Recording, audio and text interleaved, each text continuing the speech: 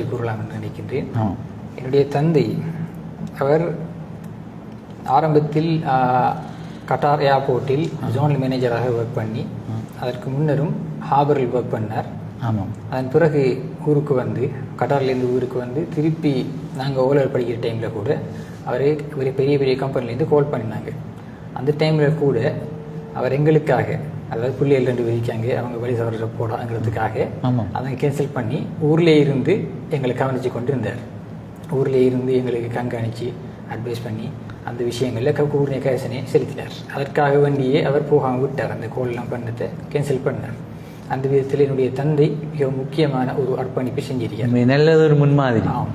எங்களுடைய மார்க்கமும் செல்கின்ற ஒரு முக்கியமான விஷயம், உலக விடயங்களை விட பிள்ளைகளோடு இருந்து பிள்ளைகளை மோட்டிவேட் பண்ணுவது, அவர்களை ஆதரிப்பது மிகப்பெரிய சொத்து செல்வங்களுக்கு சமமானது. உண்மையில் அதை அல்லாஹ் தஆலா நிறைவேற்றியிருக்கின்றார்.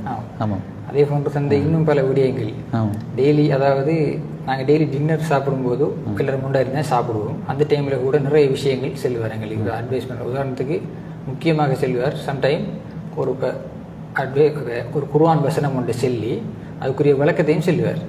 என்ன சொன்னால் அவர் செல்வார் அப்படின்னு சொன்னால் உங்களுக்கு இப்போ கேட்கறது கர்நாடக தண்ணி வைக்குமான்னு எனக்கு தெரியும், எந்த அளவு உங்களுக்கு இது பின்னுக்கு உதவும் சொல்லி அதுக்குரிய ஆன்மீக ரீதியான வழிகாட்டல்களையும் அவங்க செஞ்சு போவாங்க.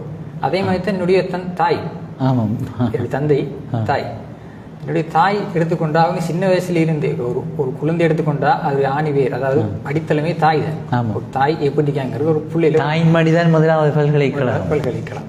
அதே போல என்னுடைய தாய் வந்து சின்ன வயசுல இருந்தே எனக்கும் என்னோட தம்பிக்கும் பல விதங்கள்ல பேஸ்மெண்ட்டே இருந்திருக்காங்க.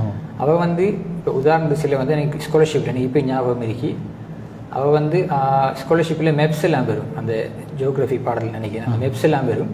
அவள் அதுக்கு ஸ்பெஷலாக மெப்ஸை கிரியேட் பண்ணி இடங்கள் எங்களுக்கு ஞாபகம் இருக்கல டக்குன்னு அது என்ன டைப் அது.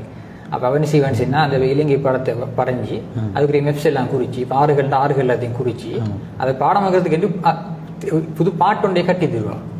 கட்டி தந்து அது ஒரு விளையாட்டு மாதிரி ஒரு இலகுவாக எப்படி அதை ஏற்றலாம், பிள்ளைகளுக்கு எப்படி ஞாபகம் வச்சு கேட்கிறாங்கிற மாதிரி சொல்லி அது விளையாட்டு மாதிரி எங்களுக்கு ஊட்டி தருவான். அந்த அளவுக்கு ஒரு பாடுபடக்கூடிய ஒரு. அதே மாதிரி ஸ்காலர்ஷிப் படித்தது நான் சுபின் சார் தான்.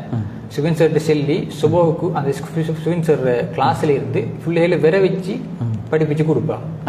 அந்த அளவுக்கு ஒரு பாடுபட்ட ஒரு. உண்மையில் தாய் தந்தையர்களுடைய அர்ப்பணிப்புக்கு எந்த விதத்தில் நன்றி கூறி போதாதுதான். அதே போன்று என்னுடைய தாய் ஏலெவல் வந்த டைமில் கூட நான் பொதுவாக நான் படிக்கிற டைமில் யாரையும் என் ரூமுக்கு வரப்படாதுன்னு செல்லுவேன்.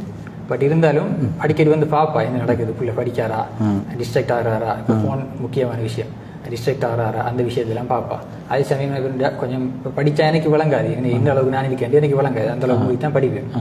அந்த டைமில் இப்போ அவள் வந்து பார்த்தவன்னு சொன்னால் நான் கொஞ்சம் டல்லாக இருக்கேன், அதாவது இப்போ கொஞ்சம் சோர்வடைஞ்சிருக்கேன்னு சொன்னால் ஒரு டீ ஒன்று ஊற்றிக்கன்னு தருவான்.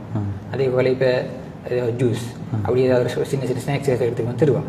அந்த விதத்தில் என்னுடைய தாயும் மிக முக்கியமான பங்களிப்பு செஞ்சிருக்காங்க. ஆம், நிறைய இதற்கு முன்னரும் நான் அவ்வாறு கேள்விப்பட்டிருக்கிறேன். தாயினுடைய இந்த அவதானிப்பு பல வைத்தியர்களை உருவாக்கி இருக்கின்றது. உங்களுக்கும் அல்லாஹு தஆலா ஒரு பெரிய நியமத்தை அப்படி தந்திருக்கின்றான். தாய் தந்தையர்களுடைய பங்களிப்பு உண்மையில் நீங்கள் மனம் உவந்து அதனுடைய பங்களிப்பை ஏற்றுக்கொள்கின்றீர்கள். அல்லாஹு தஆலா அதற்குரிய கூலியை கொடுக்க வேண்டும். ஆம், இப்பொழுது